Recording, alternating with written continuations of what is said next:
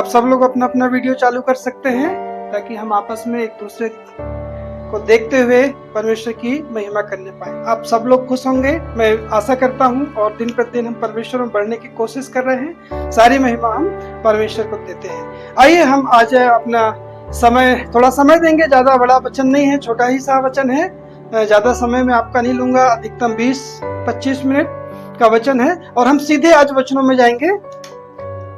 हम सब निकालेंगे उत्पत्ति की किताब और 25 अध्याय। उत्पत्ति की किताब 25 अध्याय। मेरी आवाज क्लियर है? अपना थंब दिखा सकते हैं? ओके। उत्पत्ति की किताब 25 अध्याय और हम सब पढ़ेंगे 20 पद। हम में से जिसका अच्छा नेटवर्क है आप अपनी बाइबल में पढ़ सकते हैं म्यूट को खोलकर।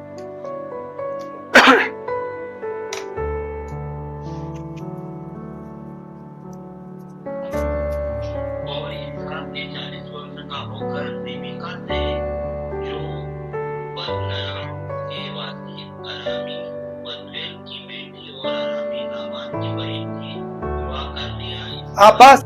और उत्पत्ति की किताब से हम 25 अध्याय और 20 पद भैया ने पढ़ा है। बहुत ही अच्छा सुंदर वचन है। एक बार फिर से मैं आप सब लोगों के लिए पढ़ना चाहता हूं। और इसहाक ने 40 वर्ष का होकर रिबिका से, जो पद्दन राम के वासी आरामी बतूएल की बेटी और आरामी लबान की बहन थी, विवाह कर लिया। हम सब जानते हैं, यहां पर स्पष्ट रूप से वचन कह रहा है इसहाक ने विवाह किया। और इसहाक ने कितनी आयु में विवाह किया है? 40 वर्ष का होने के बाद विवाह किया है। आज हमारे बीच में बहुत से भाई और बहन ऐसे हैं जिनका विवाह नहीं हो रहा है। कई 28 साल के, 30 साल के, 35 साल के हो गए और वो बहुत परेशान हो जाते हैं। हम में से बहुत सी बहनें हैं, बहुत से भाई हैं, लेकिन पवित्र शास्त्र वचन यहाँ पर इस प्रकार से कहता है हमें परेशान होने की आवश्यकता नहीं है। इसहाक को भी अगर हम देखेंगे तो 40 वर्ष की आयु का होकर उसने विवाह किया। यानी कि अगर हम पीछे कहानी में अगर हम जाएंगे तो जब सारा गर्भवती हुई थी, सारा 99 वर्ष की थी, 99 साल की थी। और अब यहां पर इसहाक की उम्र 40 वर्ष है और इसहाक ने एक स्त्री से शादी किया है, एक लड़की से शादी किया है जिसका नाम है रिबेका। और यहां पर रिबेका के पापा और रिबेका के भाई का भी नाम लिखा है। उसका भाई है जिसका नाम है लबान। मैं थोड़ा सा आपको बताना चाहूंगा, ये लबान के विषय में मैं थोड़ा सा यहां पर चर्चा करना चाहूंगा, क्योंकि ये संदेश हम नेक्स्ट वीक में लेंगे, लेकिन थोड़ा सा डिटेल में आपको देना चाहता हूं ताकि वचन आपको अच्छे से समझ में आ सके। जो अब्राहम का बेटा इसहाक है और इसहाक की जो पत्नी है रिबेका, रिबेका का भाई का नाम होता है लबान। और यही रिबेका आगे चलकर 2 बच्चे को जन्म देती है, 2 बच्चे, जिसका एक का नाम एसाव रहता है और एक का नाम याकूब रहता है। और यही याकूब बाद में चल के लबान के घर आता है, अपने मामा के यहाँ, और 7 साल की नौकरी करके, मजदूरी करके एक बहन से, एक बेटी से शादी करता है और बाद में फिर दूसरी बेटी से भी शादी करता है। ये वही याकूब है जिसके 12 पुत्र हुए, जिसमें से एक पुत्र यूसुफ प्रधानमंत्री बना। आप समझ रहे हो मेरी बात को? मैं बस यहाँ पर वो समझाने के लिए बताया हूं कि ये लाबान कौन है ना। अब हम संदेश में आएंगे। पवित्र शास्त्र वचन हमें स्पष्ट रूप से बताता है, और आप भी पढ़े होंगे, आप भी सुने होंगे और जानते होंगे कि परमेश्वर ने एक व्यक्ति को बुलाया अपनी सेवा काम के लिए, अपने राज्य के लिए, कि मैं तुझे आशीष दूंगा और आशीष का मूल पिता बनाऊंगा। उस व्यक्ति का नाम अब्राहम था। और अब्राहम चल दिया परमेश्वर के साथ, और बहुत सारी आशीषों को अब्राहम ने अपनी आंखों से भी देखा। अपनी आंखों से अब्राहम ने बहुत सारी आशीषों को देखा है, लेकिन बहुत सारी आशीषों को अब्राहम के मर जाने के बाद उसके कहना चाहिए आने वाली पीढ़ियों ने देखा है। जैसे कि हम अभी देखेंगे हम तो परमेश्वर कहता है कि मैं अब्राहम तुझे इतनी आशीष दूंगा, आशीषों का मूल पिता बनाऊंगा, और तेरी आशीष इतनी होगी कि रेत की बालू के समान उसे कोई गिनती नहीं कर पाएगा। आज ये आशीष हम देख पा रहे हैं। तो बहुत सारी आशीषें परमेश्वर ने उसी समय उसे दिया अब्राहम को, और लेकिन अभी बहुत सारी बाद में भी आशीषें दिया। तो उनमें से जब बहुत सारी आशीषें अब्राहम अपनी आंखों से देख चुका कि असंभव चीज को परमेश्वर ने संभव कर दिया, 100 साल की आयु में उसे एक बेटा उत्पन्न हुआ, उसका नाम इसहाक रखा गया। और धीरे धीरे याकूब बढ़ता गया, इसहाक बढ़ता गया। लेकिन इसी बीच में सारा खत्म हो जाती है, सारा की मृत्यु हो जाती है। इसहाक की मम्मी, अब्राहम की पत्नी मर जाती है, शरीर को प्राण निकाल देती है। तो इसके बाद में जब बहुत समय होने लगता है, जब अब्राहम भी बुजुर्ग होने लगता है, बूढ़ा होने लगता है, सियाना होने लगता है, तो अब्राहम के मन में एक विचार आता है कि मैं अब अपने बेटे का विवाह करूंगा। और हम सब जानते हैं अब्राहम कहां रहता था? कनान देश में रह रहा था। परमेश्वर ने कनान देश अब्राहम को दिया था, वाचा का देश था। लेकिन अब्राहम अपनी बेटे के लिए पत्नी रखने के लिए वो कनान से कोई स्त्रियों को लाना नहीं चाहता था कि कनान की कोई स्त्री मेरे घर की बहू नहीं बनेगी, बल्कि मेरे बेटे की जो पत्नी बनेगी वो मेरे ही गांव तरफ की होगी, मेरे ही देश तरफ से आएगी। और ये काम करने के लिए अब्राहम तो वहां वापस नहीं जा सकता था, इसलिए अब्राहम के पास में एक उसका दास था, उस दास का नाम इलियाजर था। अब्राहम एक दिन अपने दास को बुलाता है और दास को कहता है, इलियाजर सुनो, तुम मेरे बेटे के लिए मेरे देश जाओ, जिस देश से मैं आया हूं मेरे देश जाओ, और मेरे कुटुंब में, मेरे परिवार में तुम्हें कोई लड़की मिले तो मेरे बेटे के लिए तुम वहां लेकर आओ। बहुत सारी बातें होती है अब्राहम और इलियाजर के बीच में।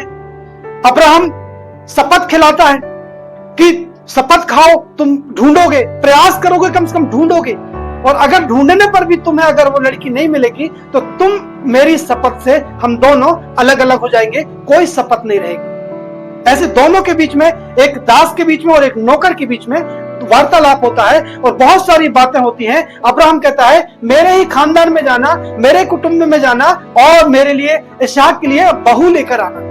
और बहुत सारी बातें जब हो जाती है तो इलियाजर जो होता है एक अच्छे 10 ऊंट लेता है और बहुत सारी अच्छी वस्तुएं लेता है, बहुत सारे जेवर, सोने और मणि, बहुत सारे गहने लेता है, वहां पर स्पष्ट रूप से लिखा है, और लेकर 10 ऊंटों के साथ और कुछ अपने साथियों को लेकर वो देश को लिए निकल जाता है जिस देश से अब्राहम आया था, जिस देश से परमेश्वर ने अब्राहम को बुलाया था। ये जाते रहते हैं, एक बहुत लंबा समय बीत जाता है, जाते रहते हैं और एक समय के बाद ये उस स्थान पर पहुंच जाता है। और जब वहां स्थान पर पहुंच जाता है तो ये संध्या काल का समय था, शाम के समय था, और वहां जाकर एक बहुत बड़ा कुआं था, एक जहां से लोग पानी पीते थे।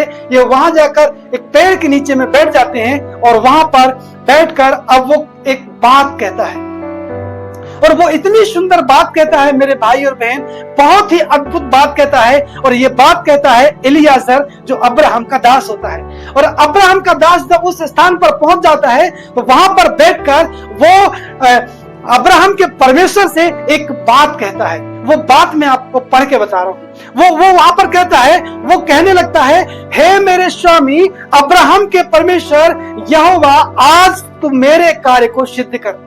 वो परमेश्वर से प्रार्थना करता है, और प्रार्थना करने का जो तरीका होता है वो तरीका वो ये होता है, वो कहता है हे मेरे, वो वहां पर कहने लगता है, हे मेरे स्वामी अब्राहम का परमेश्वर, आज मेरे कार्य को तो सिद्ध कर और मेरे स्वामी अब्राहम पर तू करुणा कर। और इस तरह से देखिए उस अब्राहम का नाम ले रहा है और यहोवा परमेश्वर से वो प्रार्थना करता है, और वो कहता है बिल्कुल स्पष्ट रूप से जो बातें उसको कहना है वो वही बातें परमेश्वर से कहता है, देख मैं इस जल के सोते के पास में खड़ा हूं, यहाँ पर पानी है, यहाँ पर एक कुआं है, इस कुएं के पास में खड़ा हूं, और इस कुएं में नगर की बहुत सारी स्त्रियां और लड़कियां पानी भरने के लिए निकली आती हैं और वो पानी लेने के लिए चली आती है। आप सब जानते हैं, हम जब गांव में रहते थे तो शाम को समय ही पानी भरने के लिए कुएं में जाते थे, हैंडपंप भी उन दिनों में कम हुआ करते थे। तो वो परमेश्वर को कहता है, परमेश्वर ये शाम का समय है और अब स्त्रियां आ रही हैं, और तू ऐसा होने दे परमेश्वर कि जिस स्त्री से, जिस कन्या से मैं कहूंगा कि तू मुझे पानी पिला अपने घड़े में से, और वो मुझे पानी पिलाएगी, और इसके बाद भी वो मुझे ये कहेगी कि ले स्वामी मैं तुझे पानी पिलाती हूं, लेकिन मैं तेरे ऊंटों को भी पानी पिलाऊंगी। अगर मुझे ऐसी कोई स्त्री मिलती है परमेश्वर, अगर ऐसा यहाँ पर दृष्टांत होता है, तो मैं जान लूंगा कि तू मेरे स्वामी पर करुणा करता रहता है।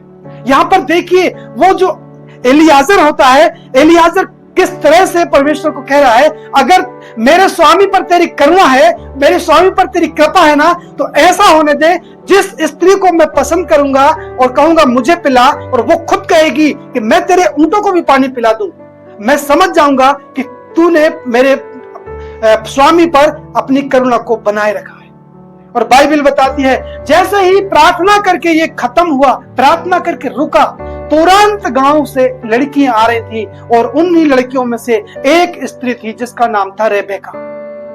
उसी गांव में बहुत सारी स्त्रियां थी, लेकिन अब्राहम का जो दास होता है एलियाजर, वो उसी लड़के को कहता है, और जब वो पानी भरकर कुएं से के सोते से बाहर आती है तो कहता है मुझे पानी पिला, और वो स्त्री उसे पानी पिलाती है। और जब पानी पिलाई चुकती है तो वो स्त्री खुद कहती है क्या मैं तेरे ऊंटों को भी पानी पिलाऊंगी। तो यहाँ पर वचन इस प्रकार से बताया है, हम पढ़े थे 6वीं 7वीं में, शायद मुझे अच्छे से ध्यान नहीं है, लेकिन हम पढ़े थे कि एक ऊंट जो होता है, रेगिस्तान में चलने वाले जो पशु होते हैं वो, और एक ऊंट लगभग 30 दिन का पानी एक ही दिन में पी लेता है। एक दिन में पानी पिएगा वो तो लगभग 30 दिन तक पानी बिना पिए वो रह सकता है, यानी कि उसको स्टोर करके अपने बॉडी में रखने की आवश्यकता होती है, यानी कि एक ऊंट बहुत ज्यादा पानी पीता है। अब वो स्त्री कितनी मेहनती थी जो सारे ऊंटों को, 10 ऊंट के साथ गया था एलियाजर, 10 ऊंटों को वो पानी पिलाती है, और इतने में वो परमेश्वर को धन्यवाद देता है।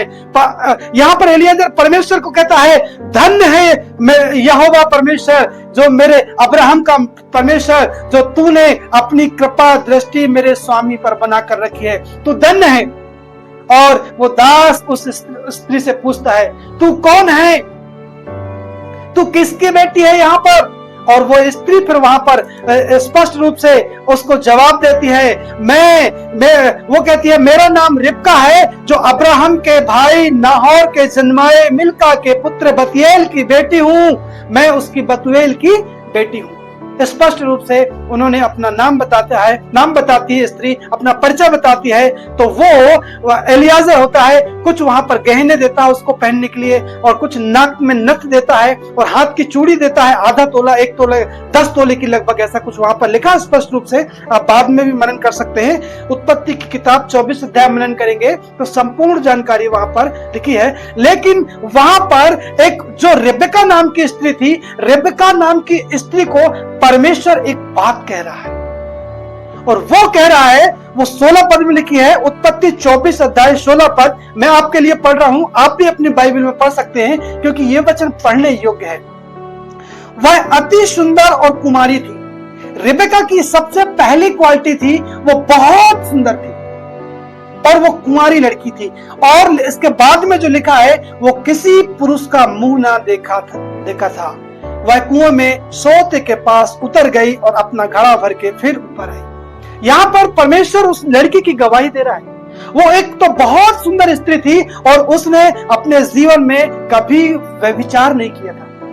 बताइए, इतनी सुंदर स्त्री थी, इसके बाद भी उसने कभी व्यभिचार नहीं किया था। किस तरह से वो अपने कंट्रोल में, पता नहीं कैसे परमेश्वर के डर और भय में चलती थी। जिस स्त्री की गवाही, जिस लड़के की गवाही परमेश्वर उसको दे रहा था, परमेश्वर उसको दे रहा था।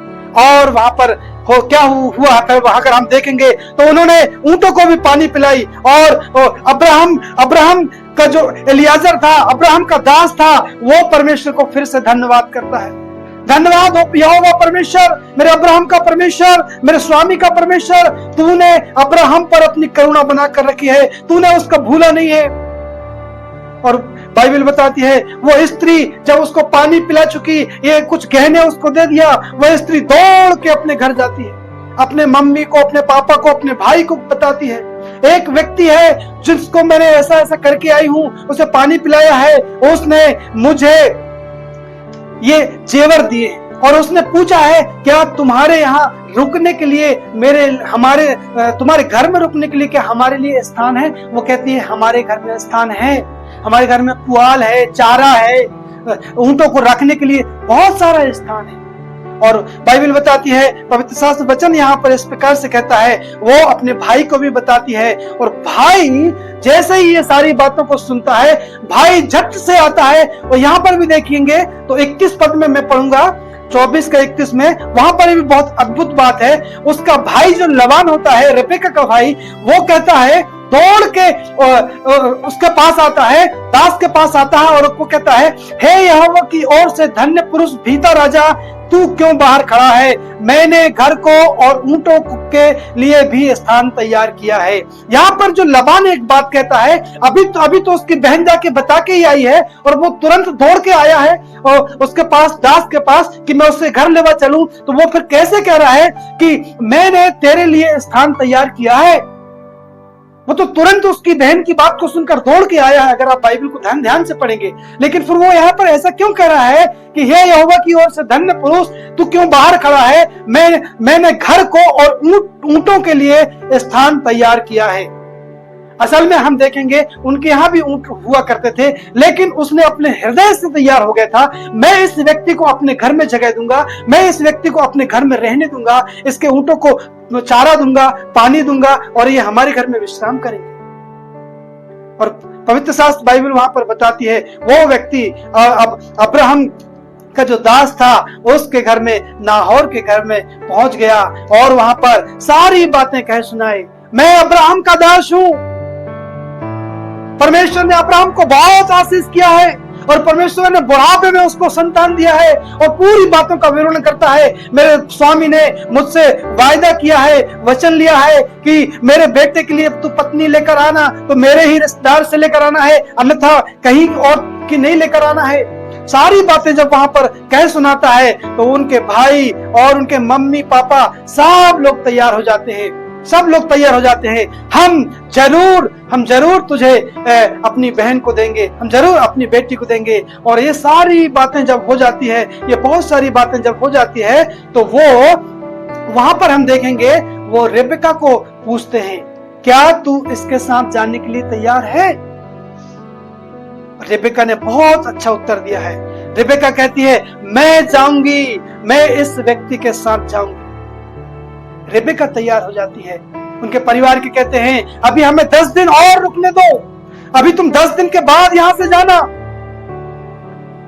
लेकिन अब्राहम का दास कहता है, नहीं, मेरे सफर को, मेरा जो उद्देश्य था उसको परमेश्वर ने पूरा किया है, उसके कारण आप बहुत दिनों तक विलंब न कराओ, बल्कि आप अपनी बेटी को हमें दे दो और उस आपकी बेटी को लेकर मैं अपने स्वामी के पुत्र के पास लेकर जाऊंगा और वहां हम विवाह करेंगे।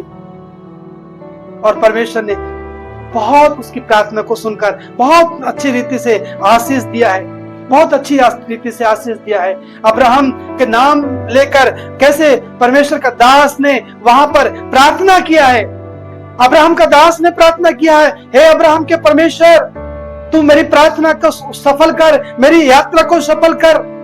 और परमेश्वर ने उसकी प्रार्थना को सुना है और उसके ही सगे भाई, उसके ही कुटुंब परिवार में मिलाया है। कई बार मेरे भाई बहन, हमें भी अपने परिवार के लिए, अपने रिश्तेदारों के लिए, हमें भी हमारी आवश्यकताओं के लिए, जरूरतों के लिए हमें भी अब्राहम का नाम लेकर प्रार्थना करना है। तभी तो प्रभु यीशु मसीह जब जक्कई से मिलते हैं तो कहते हैं, ये भी अब्राहम की संतान है, क्योंकि परमेश्वर ने अब्राहम को मूल पिता कहा है और जो तुझे आशीष देगा मैं तुझे आशीष दूंगा।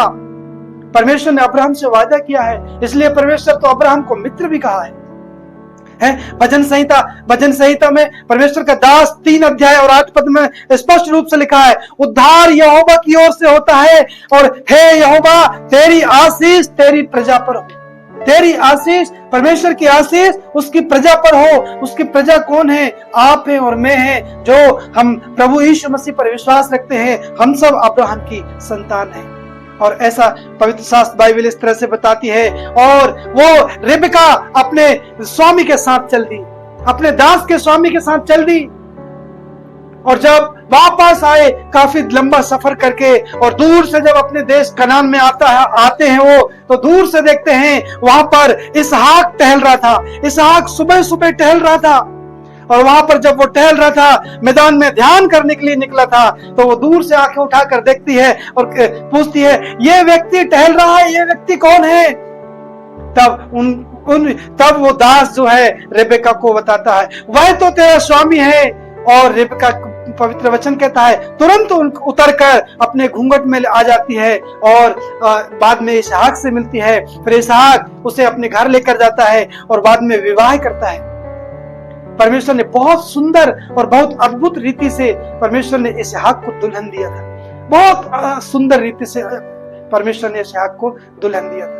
ये परमेश्वर है। अगर हम परमेश्वर की उपस्थिति में चलेंगे, कोई भी विषय के लिए अगर हम प्रार्थना करेंगे, निवेदन करेंगे और कहेंगे प्रभु आप हमारे अब्राहम का परमेश्वर है, राजा आप हमारी प्रार्थना को पूरी कर, सफर को सफल कर।